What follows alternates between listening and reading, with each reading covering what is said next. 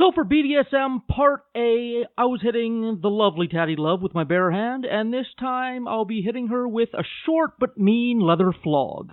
Enjoy the disclaimer. Okay, ready? Okay. Warning. This podcast contains violence, sexuality, especially this episode, gore, and other horrible and disturbing things. Listener discretion is advised. Also, the hosts of this venture are ignorant dipshits, so do not take anything they say as fact. Hail Valhalla, and enjoy the show. Warning, this podcast contains violence, sexuality, gore, and other horrible and disturbing things. Listener discretion is advised. Also, the hosts of this venture are ignorant dipshits, so please do not take anything they say as fact. And enjoy the show. Now, are you sitting comfortably? Good. Then we'll begin. Today we had 15 homicides and 63 violent crimes, as if that's the way it's supposed to be. The atoms in your left hand probably came from a different star than your right hand. It is our basic human right to be forgotten. A second plane now has crashed into the other tower of the World Trade Center. Put chemicals in the water that turn the friggin' frogs gay. The defendant shall be incarcerated for the rest of her natural life with no possibility of parole. You are not machines. You are not cattle. You are men. We were somewhere around Barstow, on the edge of the desert, when the drugs began to take hold.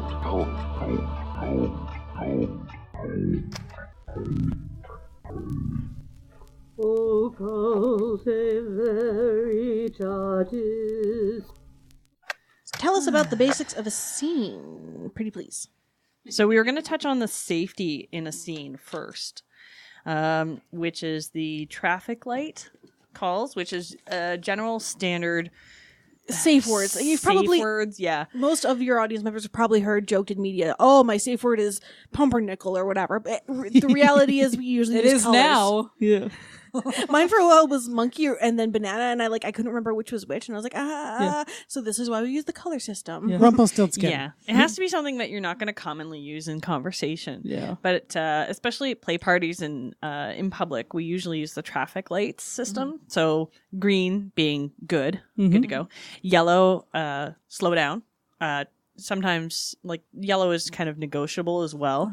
And some people even add colors to these.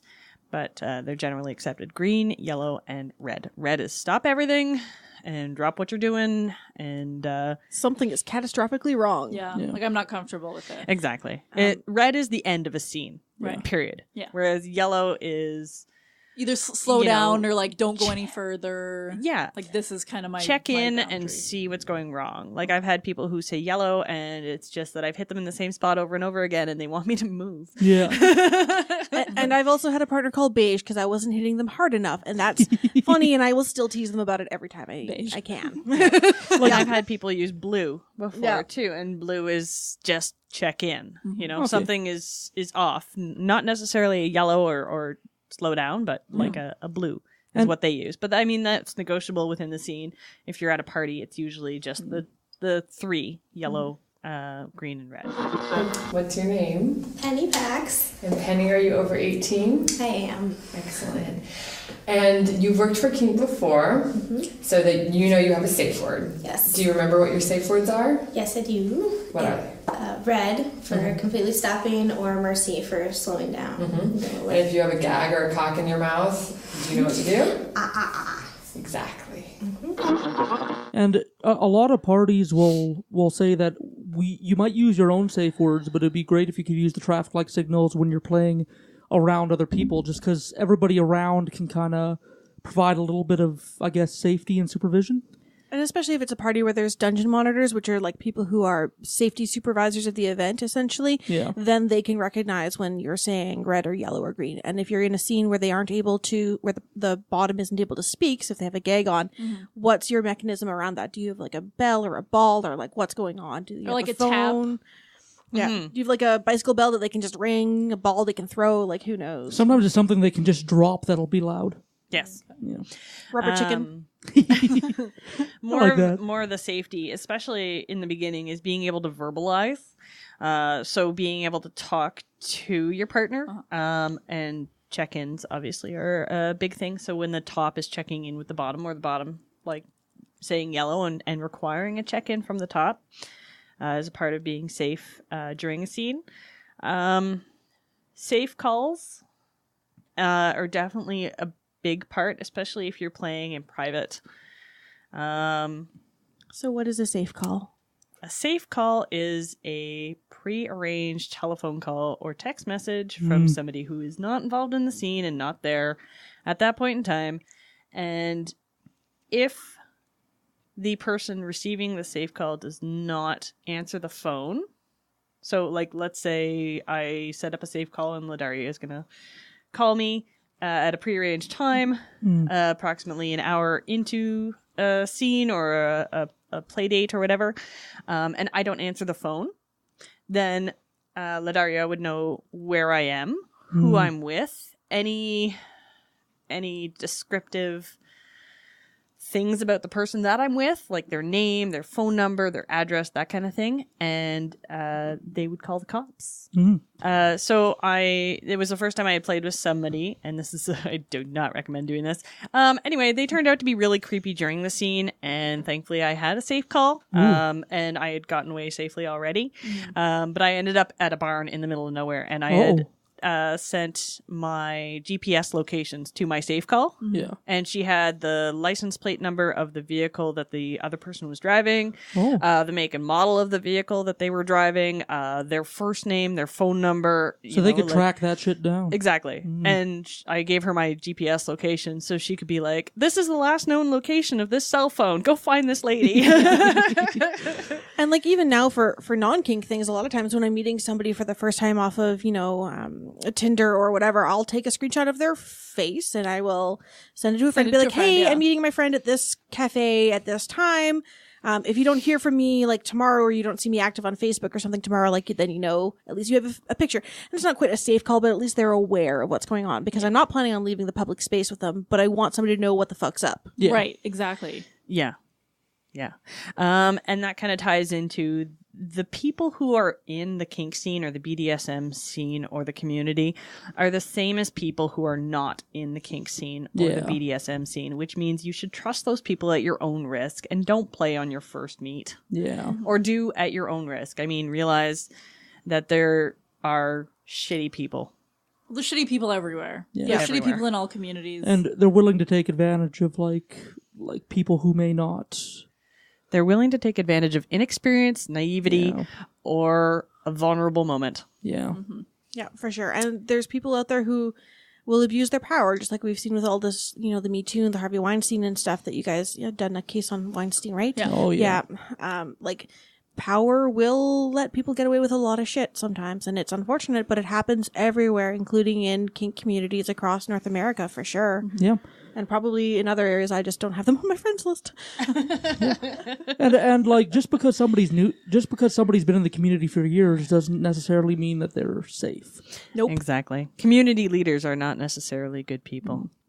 They never are. For example, just even for myself, like I've been involved for quite a while and I help organize stuff, but I'm still really new to topping. I wouldn't say I'm a safe top overall. I try to only do things that I feel comfortable doing and get a lot of feedback and stuff, but am I safe to like swing a whip at somebody tomorrow? Fuck no. No. See, I'm in the same still place. Learning. Like I'm very interested and eager, but I haven't done all that much playing because I still have a lot of learning to do before I can do it responsibly. But the difference, Ladaria, between you not knowing how to swing a whip and somebody who would abuse that power is that you are self-aware enough to know that you don't, and you would probably seek guidance and teaching and a mentor, and you would probably do it safely, and you would probably communicate your inexperience to a bottom and et cetera, and the other people would not. I don't know what I'm doing, and then I have fun with it. And they might they might acknowledge their inexperience and then just not care. Like they might just or a lot of people will lie about their experience too, right? There's a whole sense of ego of like, I know what I'm doing. And especially in some of the more niche types of play, like rope and stuff like that is particularly bad for it across, not so much here. It has sort of popped up here and there, but it's something I hear about a lot on FetLife in their discussions that happen of people in the different rope communities being like, well, I know everything about this, whatever. And then people start wanting that the expertise of that person, and they're willing to put up with this shit at the side. And sorry, this is a whole like tangential conversation that we did not have planned out, but I think it's important to acknowledge that like in every community there are absolutely predators, including kink community, and it's unfortunate. And I don't think we have a huge number of them. For the most part, they aren't willing to leave to meet at these larger public events, but they absolutely exist. They will absolutely message you on FetLife and ask you to go over to their place without meeting in public first, and it's not safe. Yeah. Sorry, as I like completely take over your section of that's okay. Basics of a Scene. Please tell me more about Basics of a Scene. Sorry, dude. Sorry. I have a lot of opinions in case you guys hadn't noticed. Oh, yeah. No worries. So the basics of the scene, we kind of defined a scene and what it is. To start off, a scene would be to negotiate. So the people involved, or the parties involved, need to negotiate what's going to take place. Negotiations are incredibly complex, and well, I mean, they can be incredibly complex. I like to go with the keep it simple kind of thing myself, and generally stick with a few types of play.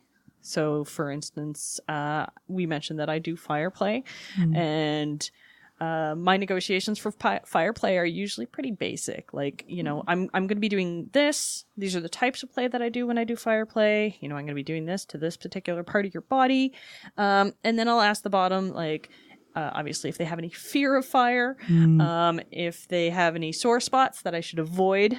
And I let them know exactly what my safety measures are and stuff like that. And then we make sure that they're okay with that. You want to put something I'm realizing, what is fire play? Do you want to give like a really short summary of what fire play is for the audience? Because it's not as commonly known as a thing as like spanking. It's real purdy. It is. It's very flashy and it looks very exciting.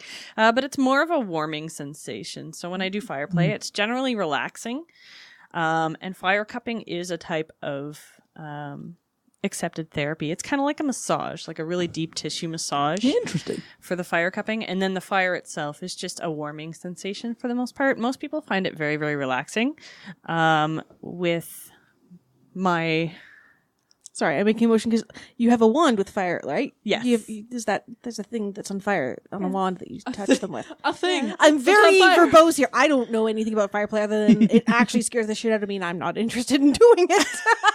I will play with scalpels. I will not play with fire. We all make choices. Oh, yeah. Exactly. And I've got good friends who are absolutely terrified of fire. And, you know, one of them has actually let me light their arm on fire. And that was as far as they wanted to go.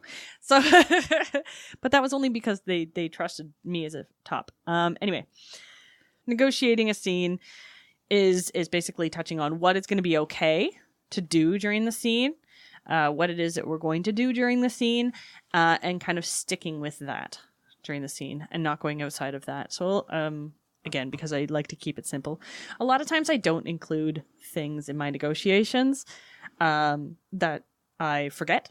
And that's on me as a top who I think is mostly responsible.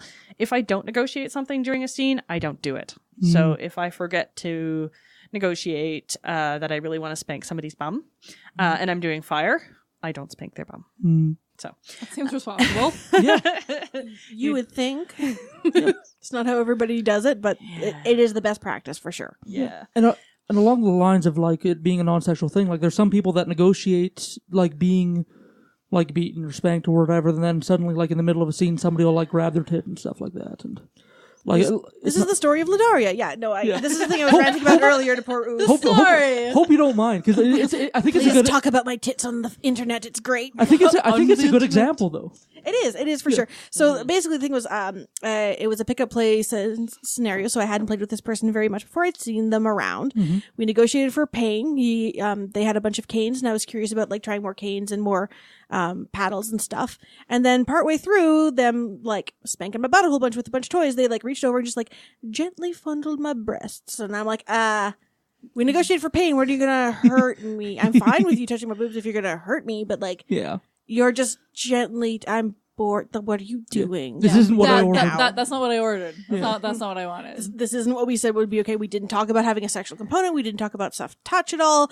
We didn't talk about breast touch at all. Like, there's a whole bunch of things we didn't talk about. So, yeah. Which definitely ties into consent. Oh, yeah. So consent is pretty much black and white, right? A no is a no.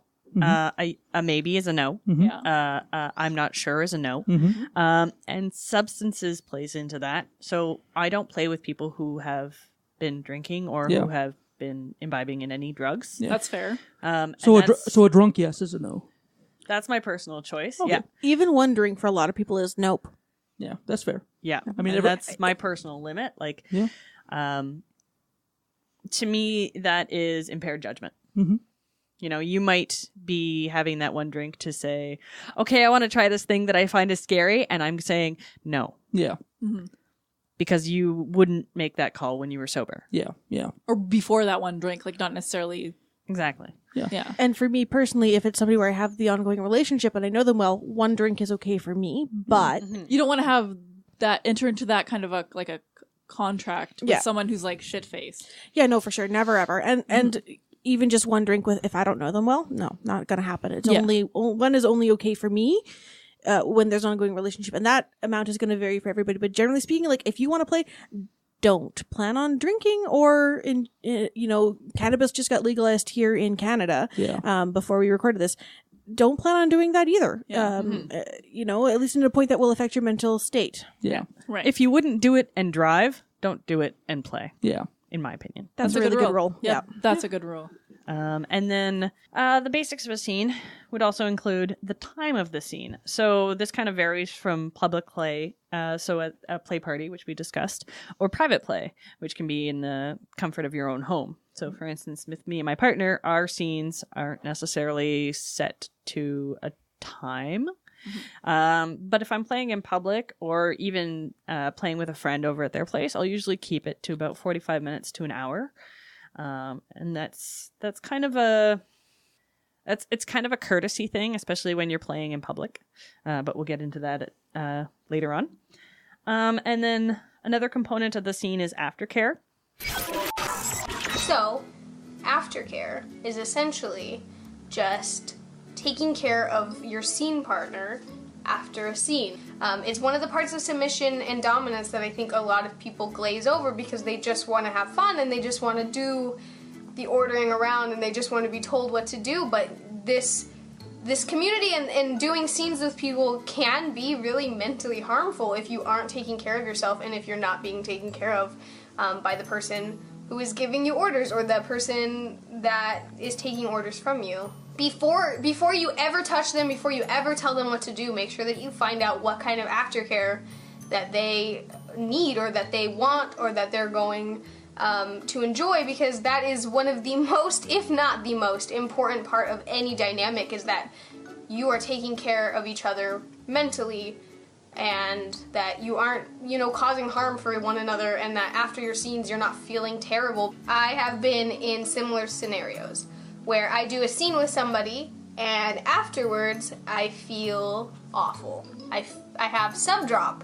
And what subdrop is, and Doms can get this too, called Dom drop, but it's after a scene, if there isn't anything that takes place afterwards that makes you feel good about the scene and makes you feel relaxed afterwards and makes you feel better, subdrop or Dom drop occurs, and it is basically where you enter a highly depressive or anxious, or really it can be a variety of things, but you enter a state of mind that is very uncomfortable and very harmful and very scary. It can be really scary. There's a lot of varieties of what aftercare can be. Aftercare and choices and preferences in aftercare looks differently to everybody, obviously, but I will give you guys a few examples.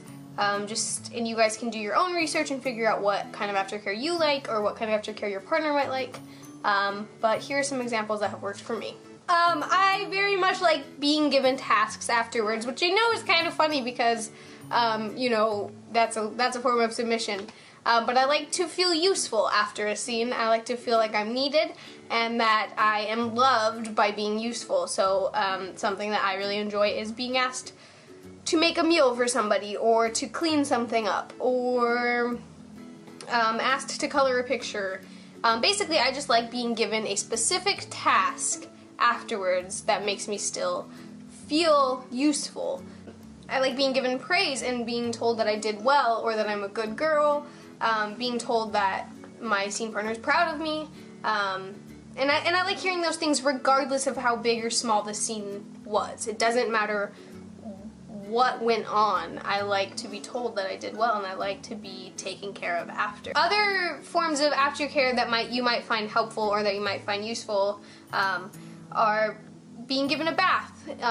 That is something that a lot of subs like. A lot of cuddles. A lot of subs really like cuddles after a scene. Or I know that there's a lot of subs who don't even like to be touched after a scene, so just, giving them space or giving them, room to breathe. I think it's important to not assume that aftercare is something that is specifically only for a dominant person to give to a submissive person. That is wildly untrue. A submissive person also needs to give aftercare to a dominant person,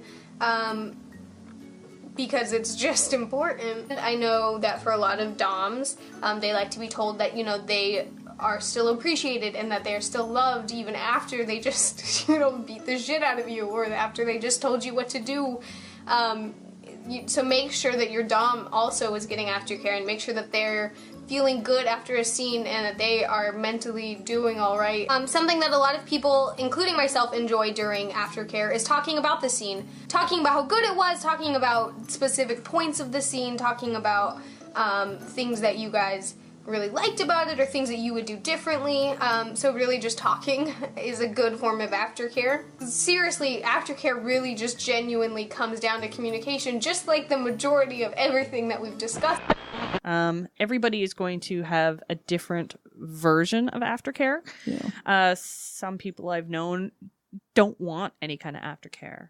But for myself as a top, when I talk and negotiate during a scene, I will let the bottom know what I am willing to give in aftercare, which is usually, I will give you cuddles, I will give you a soft fuzzy blanket, I will get you water, I will get you sugar, because usually a lot of people find that they have that like a bit of a drop after. Mm-hmm. Yeah.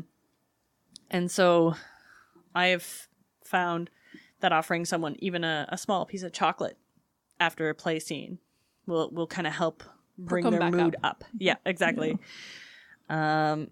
But that's all got to be part of the negotiations.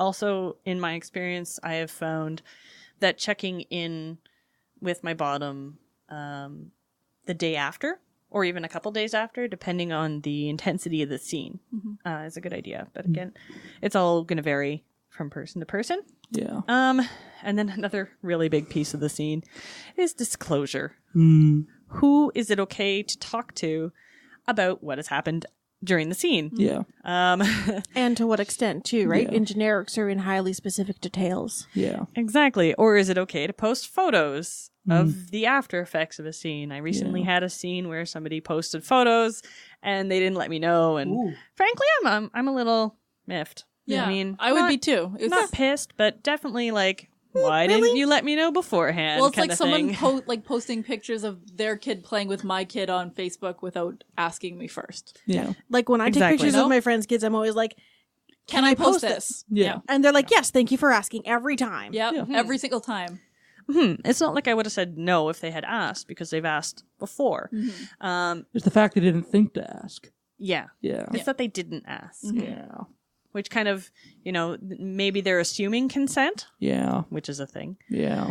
It should never be done. No. But yeah, it shouldn't be done. Just because you've consented to something once doesn't mean you consent to it this time. Yes. Exactly. It's just courtesy to the other person. Right? Like, am I going to want to play with this person again? Maybe not, Well, it seems like a pretty personal kind of like a experience and interaction. You'd expect that kind of courtesy from the person that you're engaging in this relationship with. Just touching a little bit more on drop. Yeah. So like offering a person chocolate right after this scene kind of takes care of that initial drop. But depending on the intensity of the scene, a person can experience drop hours later or even days later. And it kind of goes along with the, during the scene, you kind of feel happy and floaty and maybe your energy is up and you're feeling good. And then afterwards you feel down. Well, your brain gets flooded with all those fun, happy chemicals and then... Yeah. And then they go away. Yeah. Your brain's like, hey, what the fuck? Where did those go? Yeah, and it's... it really sucks. If anybody's had experience with depression, it kind of feels like the onset of depression where it just hits you and you're just sad for no reason. And, sometimes it's even you're just crying or like you just feel like shit. And probably the biggest part in alleviating drop is recognizing it and recognizing that it's the after effects of the intensity of the scene that you were just involved in. This intense experience. Yeah. And then I know for myself, the moment I've been like, it's this drop when I've been dealing with drop and just thinking it was like weird, sudden onset depression that was super intense. The moment I thought that, it started getting better, which is really kind of a weird thing to have happen, but it definitely is. Whereas depression doesn't start getting better once I start going like, is this depression? It's like, yeah, fucker, it is. Feel worse now. Welcome. I'm back, bitch. Oh, not again. Yeah. And sometimes the best way to deal with drop is to check in with your top and or your bottom even, because tops can have drop too. Oh, yeah. And check in with the other party and, just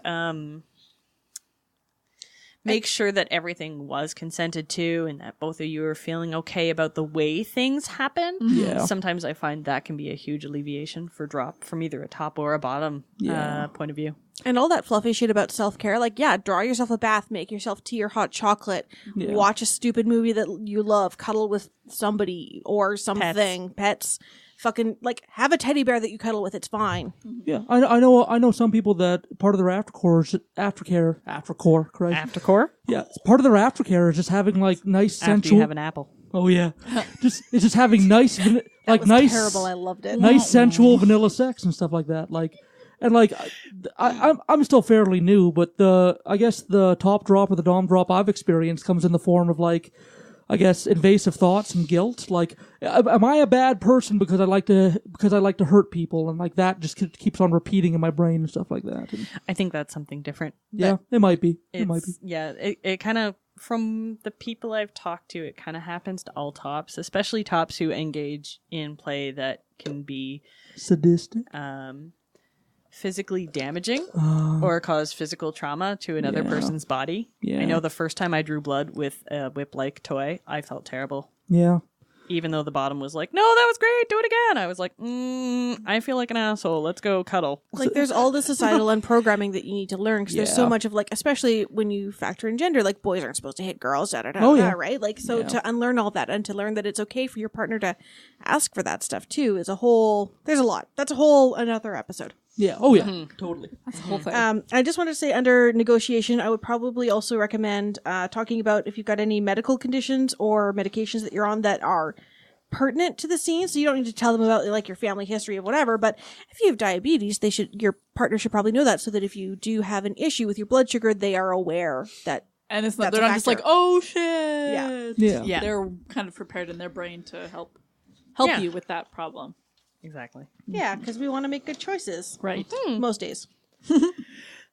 Okay, so we are going to get a little bit into the etiquette of events that actually happen. The two most common ones being munches and play parties. So a munch, like we had said before, is just a bunch of people getting together, usually for supper or a meal, sometimes just for like coffee or a snack or whatever, and hanging out.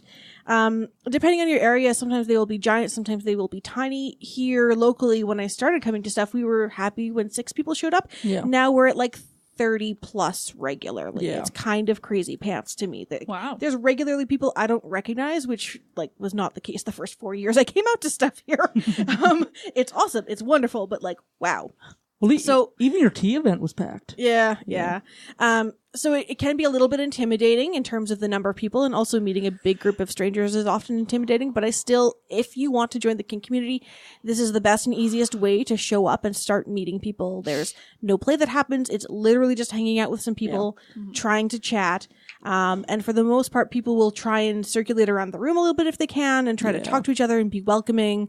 And sometimes you'll find that it feels a little bit cliquey here and there. There's certainly times I've gone to a munch and been like, I don't have the energy to talk to new people. I just want to hang out with my friends. Yeah. That happens. But hopefully if you have a good group of people together, we can all just kind of take turns doing that. Yeah. So for the most part, the etiquette there is wear your street clothes. Don't bring your kink toys out. Even if they fit in your purse, don't. You laugh, but it happens all the time. People are like, oh, I've got this like little Wartenberg wheel, which is just like a little spiky wheel. Or I've got this like cute little knife I brought. Like, ooh, don't do that. There's people around who they don't want to know about your shit. Like, they just don't. Yeah. If they do, they'll ask. Yeah. Tip the servers really nicely. Oh, yeah. Especially here, we are a big, loud, raucous group of people who move around all the fucking time. Yeah. Tip your servers real nice. Yeah. Just in general, it's a good idea to tip the servers really well, just because we're having conversations that sometimes they just don't want to know. Yeah. Or maybe they're not familiar with. Yeah. And try to not have those conversations. If you notice them coming towards you, maybe don't talk about, anal fisting right when they're within 2 feet of you. But you don't always laugh, but it's true. Oh, yeah. Oh, yeah. The moment you start talking about that is the moment the entire room goes quiet and you are going, anal fisting! The awkward silence. Oh, it is 100% thing. But you don't always see when the servers are coming either, right? But do your best. They didn't consent to participate in this conversation. Dress like you normally would for a meal out. So like I said, street clothes. Don't try and scare other customers or talk kink in front of the staff. Yeah. Don't just be like edgy. Yeah. Do people do that for shock value? They haven't here that I've noticed, but it definitely is a thing that happens, right? Like in any group, you get the people who are like, oh, I'm going to be so, edgelord. Like, I can't even. Yeah. That's not attractive. And those are the people who are asked not to come back. Yeah.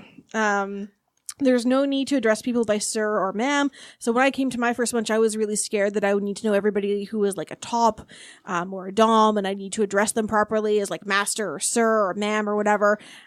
It's not the case. They're just people getting together. So don't do that either, because they didn't consent to that. They aren't your sir. Yeah. And that's uncomfortable for them as well. They're just a people. And if they introduce themselves as, I am Lady Ladaria, you will call me Lady or Lady Ladaria. You can just say Ladaria. Sorry. That's, at least in my opinion. Because again, if it's an honorific title in terms of a DS connotation, sorry, I just used a whole bunch of big words. Hi, I'm a giant nerd. If they task you to use a title that's specific to a kink play, you don't have to consent to that, and you probably shouldn't. Yeah. When you haven't met them before. Right.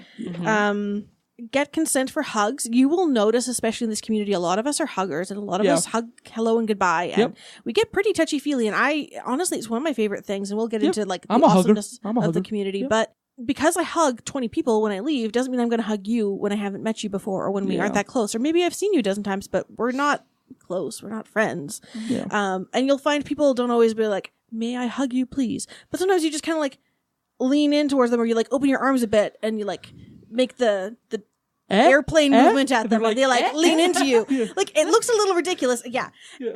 But again, like that one usually everybody's giggling at me right now. It's fine. There's usually been a relationship built. I would say still like check in. It's fine. And I've had friends who are like, I will always be up for hugging. I'm like, yeah, I'm still gonna ask you because I like consent. I think consent's real sexy. It's worth risking looking a little dorky to make sure you don't violate anybody. Well, we've asked my kid is 4, and we have like trained him to always ask for hugs. Like, hey, can I give you a hug, or do you want a hug? Well, that's good. And that's I have a fantastic. friend. I have a friend who's not super touchy-feely, but she likes to push herself out of her comfort zone with people. So I usually go, would you like a hug when we're leaving? And 98% of the time now she says yes. But asking her is a really good way to make it easy for her, right? That's for me. Like, I'm not a touchy huggy person. And Leon hugged me, and he gave like the like the arm out, and I was like, yeah, I will hug you, because it wasn't just like a grab or like. And you guys had the friendship built where that like the body language hug kind of thing was. Sorry, you guys can't see us on the phone, but we're all like holding our arms out, looking like crazy plain people. Yeah, we were like looking like plain people. And then the last thing I have noted here for munches specifically is it's okay to forget names. Especially when it's your first munch, like nobody expects you to actually remember the name the first time you meet them, and especially like in 30 people, and then you usually get 2 names. Like I will tell them my real name, which real name, my like legal name that I respond to. It's not actually my legal first name. As I say this, I'm like, wait a minute. I will tell them that, and then I will also tell them Ladaria, which is my handle on FET. It's not your real name. I'll tell you about this after when we aren't being recorded. Ooh. Scandalous. I too am intrigued. Her real name is Bartholomew. Bartholomew. Yeah. Or Bart? Oh my god. Wait. No, but if I was a boy, my real name would have been Heinrich. So that's all. I kind of love that name. Heiny. Just call me That's Heiny. kind of amazing. Or Rick. Anyway, so I will tell them, the name that I respond to the most, and then I'll tell them Ladaria so they can add me on VetLife if they want to. Yeah. So now you're meeting 30 people for the first time, and you're hearing both their names, and oh my god, it's so much. Even me, if I've only met one new person that night, I will only remember the name if we've had a really good conversation, and even then, I usually have to ask it again. Right. But what I do is I go, hey, I think we met before. I'm really bad with names. I'm Ladaria. Who are you again? Yeah. That's most of my first emails on FET. It's like, I met you at such and such. I don't remember your name. I'm really sorry. I'm bad with names. Yeah, I find that's a great way to get people's names, is send them a message online. Like, hey, I met you at such and such an event. It was wonderful to meet you, and I'll sign off on my real name. Yeah. And in hopes that they send me back theirs so that I can be like, I remember your name. Yeah. And I definitely remember stuff better if I read it in writing. So that trick is especially useful for those of us wired that way. My husband called me the wrong name for like 3 months while we were dating. Really? Oh no. That's awkward. It was. Who did he call you? Is it similar to your real name? Yeah, he called me... Oh no. We were Fortin. He was supposed to be a fucking shack. I've been with him for 11 years. Isn't that how it turns out sometimes? You can still chuck him. It's fine. I love him though. That's an amusing term. I've never heard that before. He does have a magnificent fucking shack. He does have a magnificent what? beard. Hump and dump. Hump and dump? I like I've heard that one before. Fucking shack. A screw and shoe. No, it's A screw and shoe. I'm just coming up with shit. That's just for the cannibalists, okay? Oh yeah, right. Okay, back on topic here. Sorry. She was talking about screw and chew. Yeah, chew. As in, chew on the flesh. Just a little cannibalism between friends. Screw and chew. Yeah. It's all good. Okay, so etiquette at play parties. So like we had talked about, play parties are basically a place where people get up to kinky shit together. Generally speaking, these events will be in a private area. Either it's a business that's been rented specifically for that purpose, or more commonly in people's houses who are willing to host those kinds of events. Play areas generally don't have any windows around. They will have different PlayStations set up, so they'll have things like, if you've ever seen that little like X-shaped cross, it's called a St. Andrew's cross. It's really useful to lean against. You got, massage tables to lay on, spanking benches, whipping posts, spanking benches to kneel over and have your little tush wiggled out. Hey, it makes your tush look good. Oh yeah, all sorts. There's something about that angle. Yeah. Mats to like roll around on, all sorts of things. So that was amazing. Oh yeah, and that picked up quite nicely on the wave feed. I did really love Catwoman back in old school Batman. I gotta say. Oh, for sure. The who leather did it? catsuit? Come on. Yeah. But Michelle Pfeiffer's still my favorite Catwoman because that outfit is probably what got me into Is that kink. the one that looks like it's stitched together? Uh-huh. Yep, that's a good one. That's a good one. Girl. That is a good one. Yeah. Okay, so play parties. Sorry, we just need to calm down a little here. Play parties, like I said, they have a bunch of different stations. So generally, when they're set up, those stations will have a bit of room around them because you're going to be hitting with stuff that have an arc. So if you're hitting with a flogger, it comes from behind you. Whips have a bit more range of motion. Even if you're in close and personal, it's nice to have some space so you aren't up in their area. So leave a bit of room between. Sometimes there'll be tape on the ground to show how close you're allowed to get, but still, like, if they're swinging a whip, maybe try and stay a little bit further back because it may not have been calibrated for that specifically. Absolutely do not ever intrude on a scene that is taking place or aftercare that is taking place.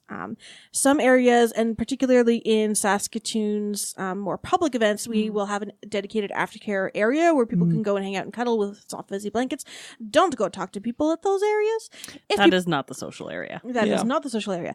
If people are on stations, don't go talk to them, even if it looks like they're still just negotiating or setting up or whatever.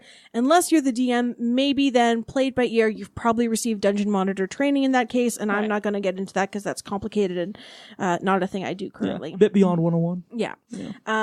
But people will intrude in aftercare and think that it's the scene is over, so it's fine to talk to them, and it's not, because a lot of times you're still really fluffy and dealing with the endorphins, or you only want to deal with the person that you had the scene with, right? Well, so people are in a very vulnerable place at that point. They can be, and your endorphins all around, and you're in an altered state, right? Like in various states of undress. Yeah. Sorry, I just giggled there like a, frat boy. Welcome to the Occultae Veritatis podcast. Boobies. But boobs. So yeah, don't intrude in scenes or aftercare. Do not touch people's things, even if they're just laying out, even if they're just talking about them or showing them off. A lot of times, like one of the coolest things about play parties is you get to see what other people do and the other implements they have and how they use them. It's fine to ask questions and to go up and be like, hey, Fire, I was really curious about those claws. Could I maybe see them, or could you show them to me, or would you be willing to test them out on my skin? But I've asked for her to participate in that, right? And she can say yes or no. I'm not just going to reach over and be like, those are claws, I'm going to touch them. Yeah. Don't do that. It's not your shit. It's not your shit. Basically, what you learned in kindergarten, don't touch, be nice, don't like punch people, you're fine. These are the rules. Unless they ask for it. Yeah. Consensual punching is okay. Yeah. It's just called play then. Yeah. Ask, but be respectful otherwise is a really good rule of thumb overall. Do not out people. So if you see somebody at a play party or even at a munch or anything, don't be like, hey, that's Joe. I saw them at the munch where we talked about anal fisting. Like, don't do that out in public. Especially not at Walmart. Especially not at Walmart. You would be surprised, but people like on FetLife, some people who are braver than me will have their face pictures up on their profile. And so somebody will recognize them in a mall from FetLife and be like, oh, you're so-and-so. I saw you on whatever. And like, don't do that. That's not okay. Well, that's a little creepy right off the bat. Oh, there's a whole lot of issues with that alone. Generally speaking, don't assume. So especially like at play parties, you will see somebody who maybe bottoms a lot. Maybe they only ever bottom in public, but they will top in private, or they'll only top specific people. So don't assume that just because you see them participating in a certain kind of play that that's who they are. Yeah. And then be nice. Don't be a jerk. Don't be smelly. Be considerate of people around you. Don't be smelly includes like scented products, not just BO. Just FYI for those of us who are sensitive, like me. Yeah. So overall, yeah, basically, don't be a dick. Don't touch. Ask permission. Yeah. I think in summary. That's a pretty good sum. Yeah. I like that. Yeah, I like that. And then just touch on what to expect when you go to these places or these events and these things. For each munch / play party, meet and greet, TNGT, da. We have 312 meet and greet, names. whatever the event is. Each event is going to be different. So if you're signing up for the event on FetLife, most often the event host will have rules and etiquette expectations posted. But if they don't, or if you're unsure, the best bet is to contact the host.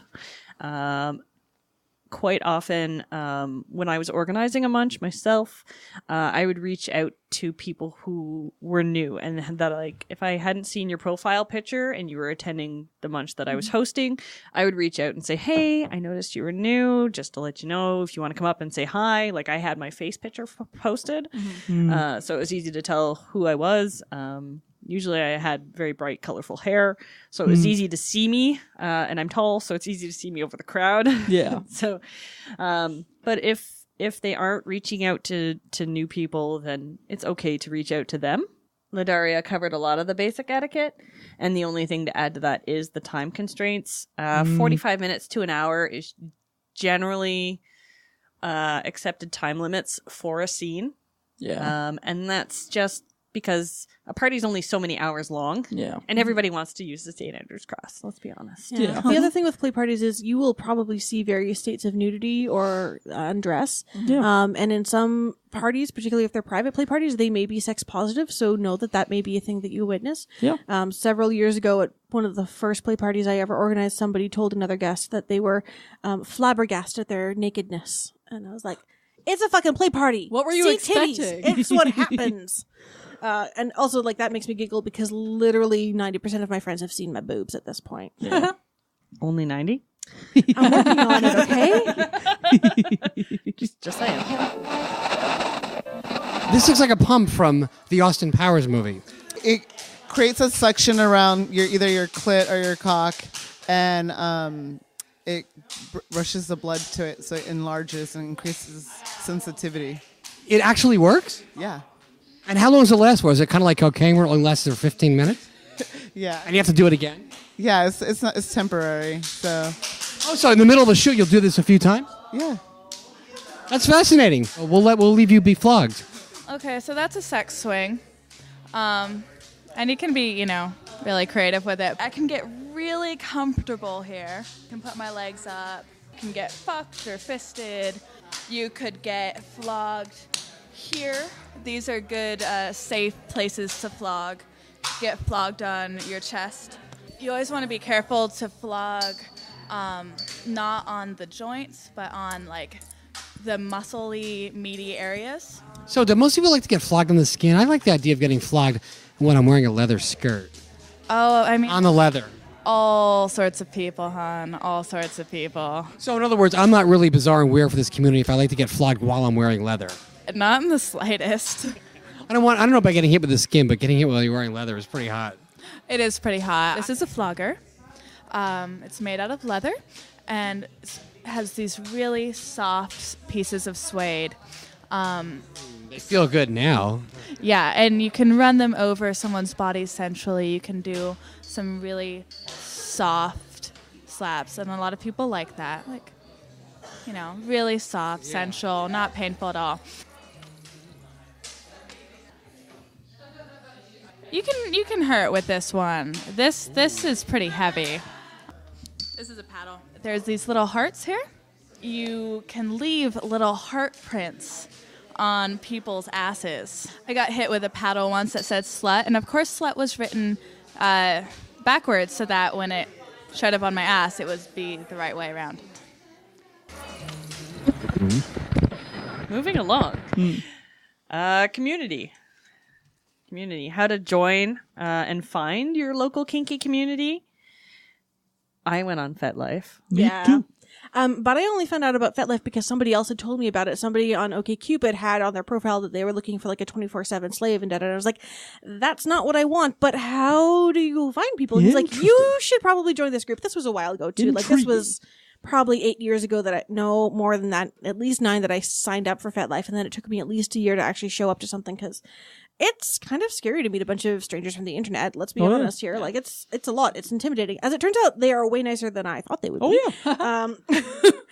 Honestly, most of my friends are from the kink community these days, and my mother's literally told me that she really likes all my friends, and she doesn't necessarily know that they're from kink, but she the people who have added to my life and changed who I am is amazing. Sorry, I'm getting like way ahead on community and the benefits of it. Yeah, FetLife is the main way to join, especially because you can search by location based, and a lot of people will use an event section where it's really easy to find local events. Yeah. There is a fairly decent community on Reddit. Some of it's very new person focused, but there's really good discussion, I would say, overall. Less area specific or meeting in person kind of a setup. Mm-hmm. You're on OkCupid? Yes. Nice. I was on Lavalife, and I was talking to someone. I thought I was a submissive, and he was like, oh, you should definitely join this site. And then I did, and I never talked to him again. There you go. Yeah, I never talked to mine again Thank either. you, stranger. Thank you, stranger from the internet. Exactly. So yeah, like we kind of talked about what to expect at the events. Do read the event description. Each thing will have a different thing. So, I mean, munches and teas and like the casual get-togethers are fairly obvious that they're just casual get-togethers, but your area may have workshops or discussion groups. We're pretty lucky where we are now in that the community has really been picking up in the last while. We have a lot more things going on in the last 2 years than we did like 4 years ago. How many people would be involved in Saskatoon? Oh boy. 60.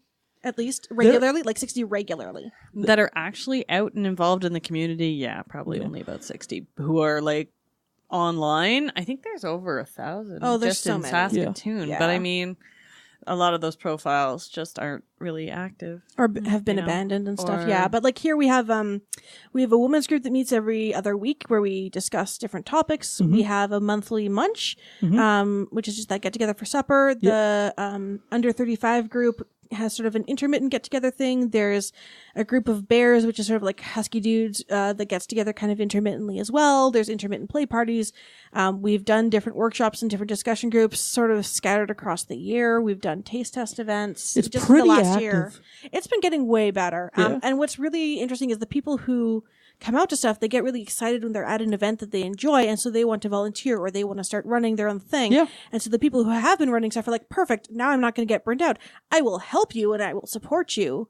Mm-hmm. But then I don't have to do all the heavy lifting. So like I've run some stuff in conjunction with 2 other amazing women locally.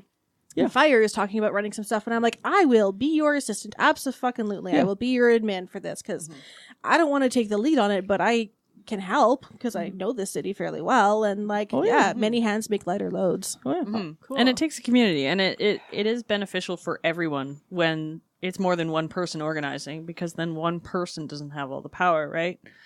Or get burnt out. Or get burnt out. Yeah. Well, that's definitely a risk if you're taking on everything. Yeah, and it gives a really good different perspective when different people run things too, because we all have different backgrounds, right? Like the people who have more of a leather background, which is a more structured way of looking at kink, will have a very different perspective on what they should run and how it should go than people who are in, like, you know, the little space or the pet play areas where it's all silly and giggles and rainbows and glitter. Yeah. You know? And puppies. And puppies. Yeah. Kitties. And unicorns. Cute. Oh, yes. Okay, so community, how do you join? Honestly, sign up for FET. It's free. It's easy. Take a look around. Don't be a dick. Don't message people immediately with, hey, I want to put my dick in you, or hey, I want your dick in me. Recognize that it's not sexual for everybody. You're shaking your head, but you'd be surprised the messages that people get. Like, it's like creepy. Like my partner is on the receiving end of a lot of that. Like, I've been lucky enough that when people message me, they usually don't waste my time, but she gets one message a day that's all like, I'm gonna dominate you and show you how to aggressive and all that yawn. shit. Yeah. Been there, done that. Yeah. Creepers of the internet, right? Yeah. Do try and show up to events, like see what's happening in your area. Message whoever's organizing it or somebody who seems to attend stuff regularly and be like, hey, I'm new. I'm curious what's up. Can we meet half an hour beforehand? Can we meet early? Can we meet the day beforehand so that you know somebody? Yeah. If a listener were to join tomorrow, would they be able to add you as a friend or send you a message? I would say send me a message with questions first. I try to only add people who I have met in person these days. And I need to go through and prune my list because I've been to... here in Saskatchewan, we have a lot of good events in Alberta and in Manitoba, so I've traveled there, but there's people who I met like 3 years ago and I haven't seen since, so I do need to go through and prune a bunch too. Yeah.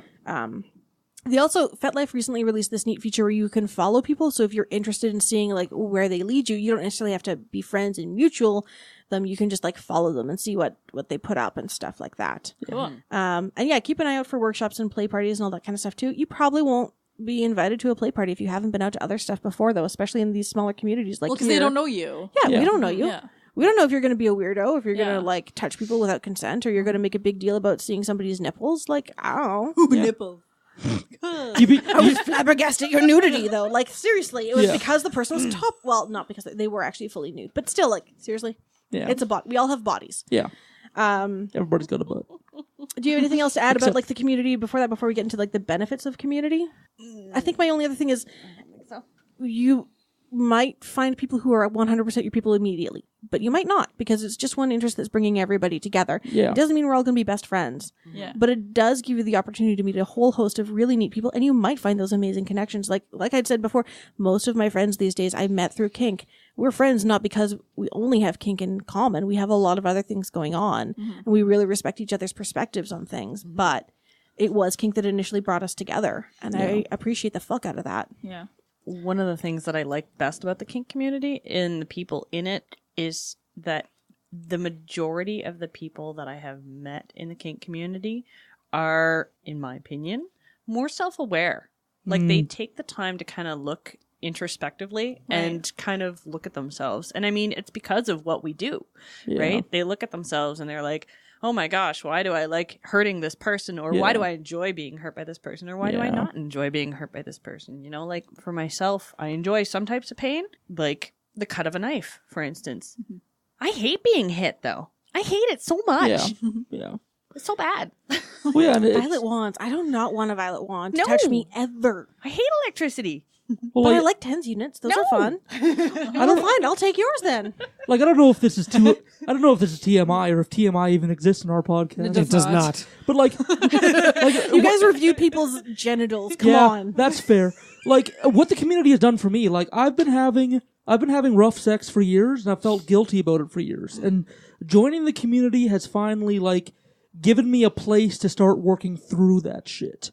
And giving me a place to kind of process that. Because it would get to the point where I would just have vanilla sex because I would regret having rough sex every time because I couldn't handle the guilt afterwards. Oh. Yeah, but like, it's really helped me like remove that guilt and recognize it as kind of an illogical process of the mind kind of thing. For myself, I found it's been huge for building self-esteem and boundaries. Being able to say, yes, I am okay with this. Yes, I am okay with this person touching me in this way.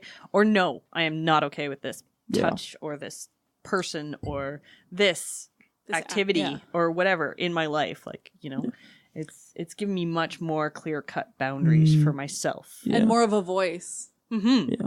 It must be empowering to learn what you like and don't like, right? And that it's encouraged to say, I don't really enjoy that kind of sensation. How about we talk about this other thing? Yeah. It's huge, right? Instead of just being like, yeah, whatever, I'll go along with that. Like, I can't have even, no limits. Well, I can't even like begin to imagine how many times I've had sex with guys because I just didn't feel comfortable saying no. Like I didn't actually consent to this sex, but I was just like, whatever. Exactly. Yeah. And it's also helped find my power. And what that means to me is how much I enjoy having power over another person. Like the element of control that I get in a scene. Yeah. I love it. Especially when the person is consented to it. Like it's incredible to have somebody turn over their power to you. Yeah. Yeah, that's the cream on top. And to be clear, like, I don't feel comfortable if that power was taken unconsensually. Like, if they're not enjoying what I'm doing to them, if they're just simply tolerating what I'm doing to them, it's not fun. It's not fun. I want somebody who's enjoying what I'm doing to them. It has to be a two-way street to get enjoyment. For sure. Yeah. Takes two to tango. Sure. I think for me, probably the three biggest things, like I'd mentioned already, is the connections and friendships that I've made. Having a really good growth mindset has really helped me grow and change in a lot of ways and really come into myself. And now I'm exploring, topping some of my friends, which I never thought I would do when I started this. I mean, when I started in kink, I was like, oh, craps are scary. I don't think I want to try one. And then at one point they were my favorite toy. And now I'm like, what's also fun? Scalpel play? Could we do that sometimes? Yeah. But sorry, you want to elaborate on what is scalpel play? It's when you take a scalpel and you cut some skin because it's fun. It's fun for some people. There's a whole risk association thing. But blood is real pretty, and scalpels are the easiest way to get blood because I don't like needle play. I think the medical term is dermatillomania. That sounds sexy. That was wonderfully nerdy. Thank you so much. Yeah, I appreciated the fuck out of that. But I think for me, absolutely the biggest thing has been body positivity in this community. Like at play parties, people get naked or not naked if they don't want to. I've been to a few different kinky camp events where you are spending an entire weekend with people in various states of dress or undress. And I am a plus size person and my body shape has been told to me by the media that it's not desirable, and I will walk around butt fucking naked around strangers now, which I would never have done when I started this, and I am fine with it. But if you don't want to see me naked, don't look at me. Which is such a profound place to be at in such a short, just a few years for me has been huge. How long have you been involved? I think my first munch I went to was about 6.5 years ago. So I've been around for a while, but it took me a while to kind of start participating regularly. And that body positivity is not just for, those of us who are, chubbier or curvier or shaped a little bit more weirdly.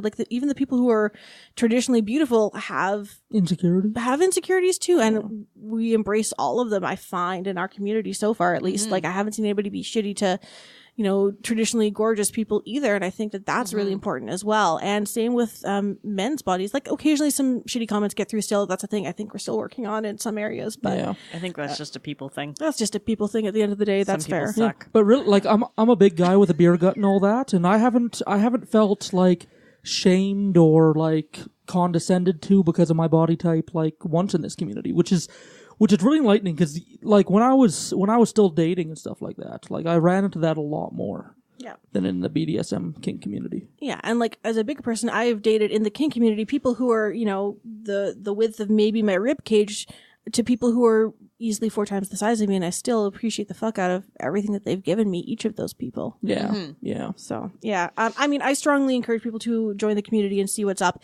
And I think that if you don't find people who you click with immediately, maybe you need to find some of the different subgroups that exist. I think we're going to talk in a moment about the different groups that are kicking around. Yep. After we touch on the safety part. Oh, yes, safety. Again, more safety. Safety is really important, y'all. But if it's not your jam, maybe find a subgroup, maybe start a subgroup, maybe you're 22 and everybody in your local community is 55 and that feels weird. Maybe you need to start trying to organize TNG is the next generation. Maybe you try to organize something and see what happens and bring a book in case nobody shows up, and that's okay. Yeah. You can hang out and enjoy the good book. Sorry, what was that? Or some knitting. Or some knitting. Or some crochet. I bring a lot of crochet to women's group and stuff. It's hilarious at this point. Okay, safety. Tell me about safety, Mo. No, this is your safety. This is safety in the community. Oh, safety in the community. Oh, no, I'm supposed to talk about safety in the community. We went over a lot of it. Right here. We did go through a lot of it. We've touched on a lot of it, but I think mostly just the whole reinforcing that there's definitely like creepy fucking assholes in this community, as well as really awesome and amazing people. Yeah. Safe calls are important no matter who you're meeting with. Yeah, exactly. absolutely. Even if they've been organizing events for forever, even if you've seen them play in public events for forever, things can go squirrely.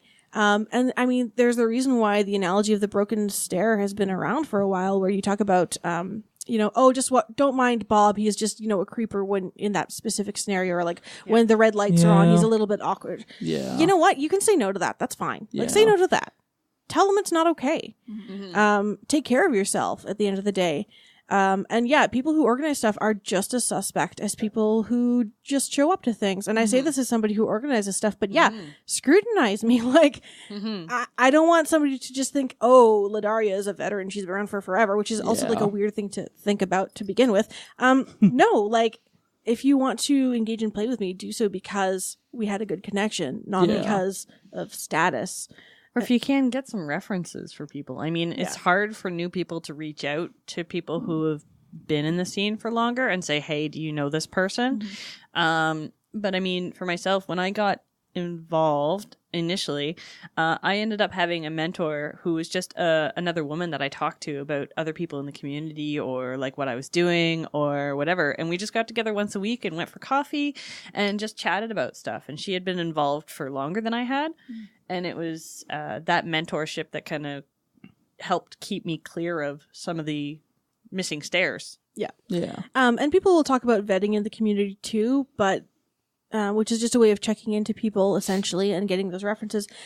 But again, that's an imperfect system. It's just like reference calls for jobs. You can still hire somebody who's shitty. It happens. You can still call someone who's given you their friend's phone number as a reference to a fake job. Yeah, exactly. Or, they've always been fine with this kind of person, but maybe if you're, you've got brown hair, or you're under 20, or you're over X many pounds, or like whatever it is, they're going to be a dick in that scenario. Right. So yeah, trust your gut too. Overall, I would say, especially in this, when you're meeting new people and you need to get a sense of what's going on, and don't rush. Go slow. Which can be hard. Oh, it's so hard. Oh my God. When I joined, I wanted to do everything. I mean, we kind of joke that it's newbie-itis sometimes, where you just like, you want to do all the things, you want to try all the stuff. It's amazing. Everything's shiny and new. It's so shiny. Yeah. But, it's fine. Buy some glitter for home. Don't spread craft herpes amongst everybody. Yeah. But you will damage your reputation too especially if you start letting that newbie-itis make you flaky to people, or unreliable or unsafe as a player in the community. You will build a reputation of that, or you will get yourself hurt if it's somebody else who's unsafe with you. And none of those are good options. So you want to make sure that everyone is safe, like you and as everyone much else as possible. Yeah. So, nobody's perfect. I got a thumbs up. I think I covered the things we were going to cover then. Cool. I think that's pretty good. Yeah. Unless we want to just finish off ood. Yeah, whatever. Actually, with the different groups. Yeah, sure. They commonly form. We're running at 2 hours, so I'm just going to quickly go through these. But oops. Oh, no problem. Sorry. I think this is going to end up being a two-parter, hey? Oh, yeah. Oh, yeah. I think so. I kind of realized that once we started. I'm like, yeah. I mean, it's a broad subject. Well, that's good, though. That's awesome. Yeah. So TNG is the next generation, just like Star Trek. And it's... That's what I thought. Oh, yeah. And it's people... Earl Grey. And it's generally people under 35, and they're people who may be new, or maybe just exploring their sexuality, their kinks and all that. So is it a bit more, I guess, mostly it's newbie friendly? Yeah, I know each area will have, each region or location will have a different way that they shake it out. Here, locally, because the people who occasionally organize TNG stuff are still fairly involved in the sort of like main community, because we're only so big, we tend to use it almost as an arterial flow, or like a welcome wagon. We're like, hey, come out to the thing. You're going to meet people who aren't your parents' age. It's a little bit less intimidating. For some people, that's an issue. For me, I'm like, that's fine. Yeah. You're a good person who like wants to do fucked up shit to me. We'll do fucked up shit. Let's do it. Yeah. So the TNG things are usually, aimed towards newer people and younger people in particular. Some areas are organized more towards, teaching lessons without sort of, it's awkward when you like join a group you've never done before, and it's like, this is for beginners, and it's filled with 6-year-olds, and you're like the 20-something-year-old, and you're like, Yeah. The intent is to try and like group people together a bit more for that. And some will make it just their own group because they've made a really good group of friends, and that's cool too. Oh, yeah. Another one is the pet community. So this involves people who like to pretend to be pets or animals or mythical creatures, and people who are owners of them or keepers of them. And sometimes this goes in a sexual direction, but sometimes it's just pure play. Sometimes when you observe the pet play community, they'll have like a little herd or a little like pack of Gaggle. Oh yeah. What's that called? Gaggle. A gaggle. Sure. Yeah, a gaggle of people dressed up as dogs or cats, just acting as cats and dogs would. And these like furries? No, not they're slightly necessarily. different. Nope. Yeah, we'll get into like. You also don't have to be dressed up to be a pet necessarily. You can just be like, I'm in kitty mode, and poof, you're in kitty mode. Like, it's people who, I don't know, the furries are often a bit more involved with the costuming from what I know. And I say this is somebody who doesn't have any friends who are currently involved in furry community. So I will admit my bias on that front. Pet play is more about the kink aspect of it. Yeah. Incorporating it into the kink. But it is also a lot of just like role play and silliness sometimes. Yeah. And I think members of the pet community they'll more wear like a more leather, plastic, metal aesthetic, while furries usually go for like the full fursuits or like little furry cat ears and a tail and stuff like that. So I think pet play is more associated with like the leather aesthetic. Okay. Sometimes, yeah. Yeah. And of course, I'm speaking in generalities because it could be different every place. Next up is the little community. So there's lots of different varied kinds of littles, but it's basically anybody that likes playing younger than they are. And it can go like from them acting like a baby all the way to them acting, like a toddler or a teenager, like them acting younger than themselves. Usually it doesn't go all the way up to teen. Yeah, I guess. That's more like Do they call it big if they're a teen, though? I've heard that used before. Tweens, I think. Yeah. The eldest I've heard of is a 12-year-old. Oh. But that's I've heard of a bit older, too, up to 16. Yeah. And like I don't enjoy this kind of play. I don't see but I see the logic behind it. Like, life was better when we were all 6 years old. Like, you just had to worry about candy and like catching the cartoons you liked and like sleeping in and all that shit. And some people like to return to that place because it feels safe and it feels predictable, and there's lots of different reasons to do it. And yeah. And for some people it can be sexual, but for a lot of them it isn't too. A lot of them just enjoy that being young and silly. Yeah. And I think a lot of vanilla couples actually do this, is like when one couple feels vulnerable, when one person in a couple feels vulnerable and they want to be taken care of and they want to be babied a little bit, like that's... Just wrap me in a burrito. Yes. Okay, then there's the leather community. So leather community, some people think it developed from like the gay community from the 70s, where there's a big leather aesthetic there. For sure. Oh yeah. And it's basically people who dress their sexual activities around leather garments, such as leather jackets, vests, boots, chaps, harnesses, anything you can imagine. I wouldn't classify it as sexual. Okay. Pretty much all of kink and BDSM kind of derived from the leather community. They definitely started off before the rest of us. Yeah. There are definitely people who are leather who say that they are more sexual than kink, too. So I think there's certain regional variances in that, and individual variances, though, too, right? Yeah. But like leather is like its own... It's very much about structure in a lot of ways, right? Like, these are the ways that you behave. This is the protocol that you have with people. And it's a little bit militaristic, right? This is how you address your superiors or your betters or the people who are doing your things, elders. They will often have competitions as well in terms of like leather competitions or boot blacking competitions, which boot blacking is tied fairly closely with leather, but it is its own sort of separate thing. But they're still close cousins. Mm-hmm. And I say this as a non-leather person, so just... Yeah, me too. I have, my own bias in that I am not a participant in that. Yeah. And then there's the furry fandom. So furries is what you might be more familiar for. They can range all the way from like the big foam mask and a full bodysuit all the way to just wearing ears and a tail or just paws and stuff like that. And it's important to mention that this subculture... it's not necessarily sexual. Like, a lot of people meet up at furry conventions and they enjoy playing the part. And I guess what separates the furry community from the pet community is furries are more anthropomorphized. So they're more like halfway between human and animal, where the pet community likes to pretend that they're the full animal. I think is that an okay line to draw? I think so.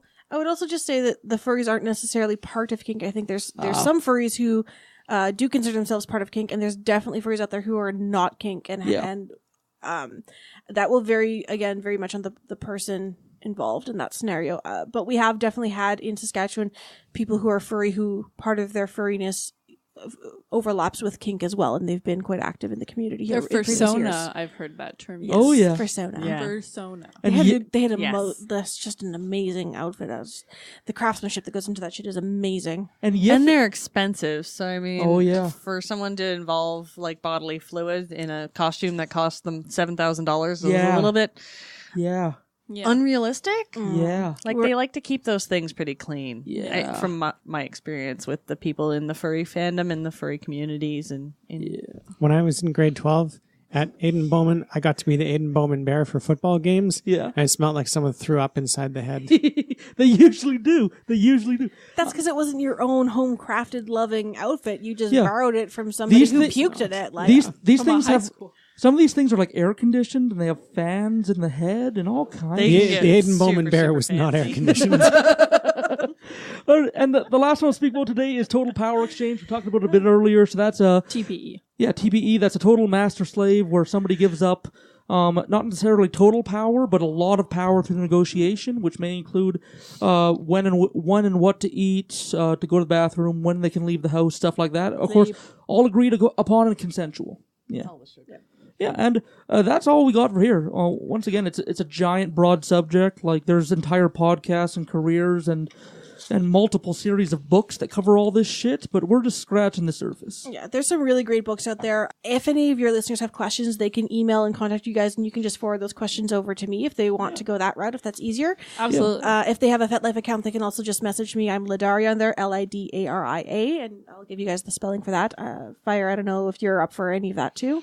Yeah, for sure. So my FetLife name is Fire _ the letter N _ Claws. Yeah.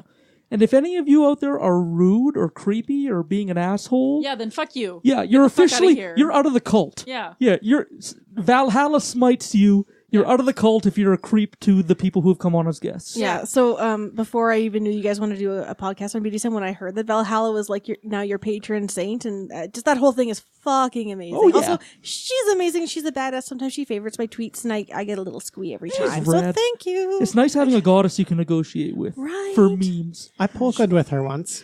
Nice. Yeah, you dance with the devil. That's awesome. With Occultae Veritatis, maybe a bit more kinkier now, I am Mood Gallifrey. Definitely kinkier now. Sage Murray. Quite a bit kinkier, Leon Filger. And our guests, Lidaria and Fire and Claws. Thank you for coming out. Thank you. That was awesome. Beautiful. Thank you so much for having us. Yeah, that's Thank you. Gonna be a two-parter. Love you. Bye. Cheers. I gotta pee. For our palate cleanser, we are playing the song Whipped by Scomber. See you in the after show.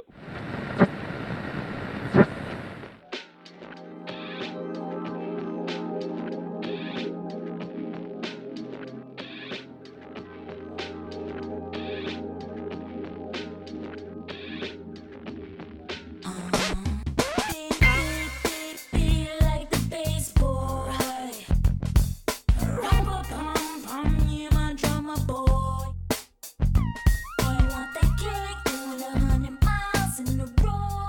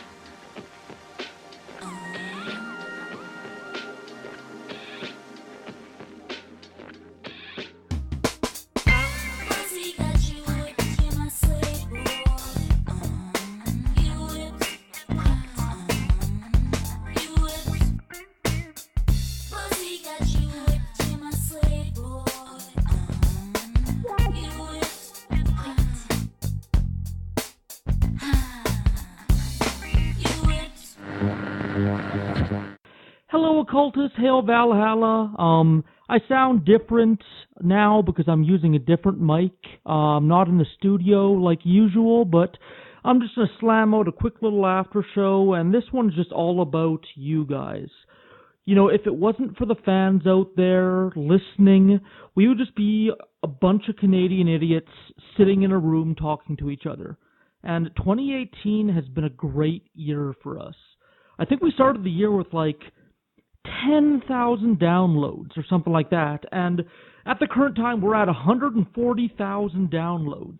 Like, it blows our mind that many people have paid attention to what we're doing and what we're saying, and it's a whole thanks to you guys. You know, hail Valhalla and all that, but you guys that let us into your ears every week to talk to you about weird and strange things and, you know, hanging out with us pretty much every week, you're the MVPs, and you're great.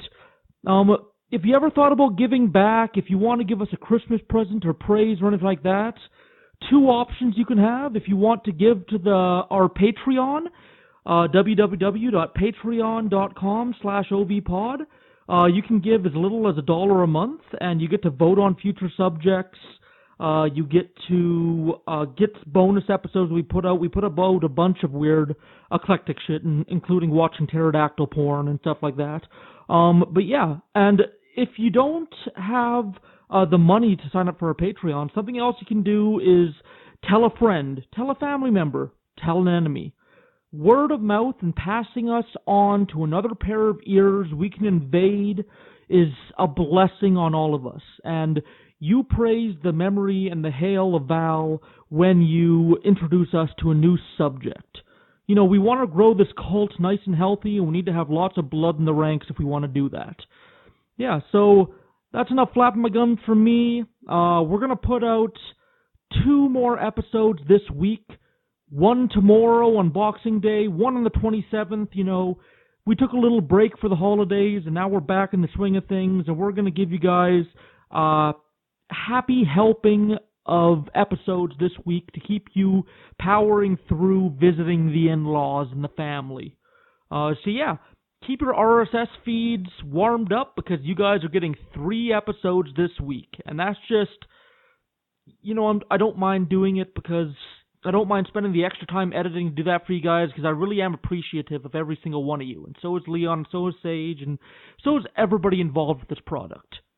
Anyways, I think I'm repeating myself at this point. So, you know, merry, happy, capitalist, winter day. I hope that your offerings to the sun and moon are pure.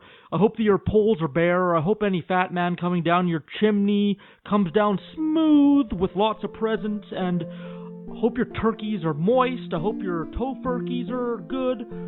Everything else. Happy holidays, and to more shenanigans in 2019. Bye-bye.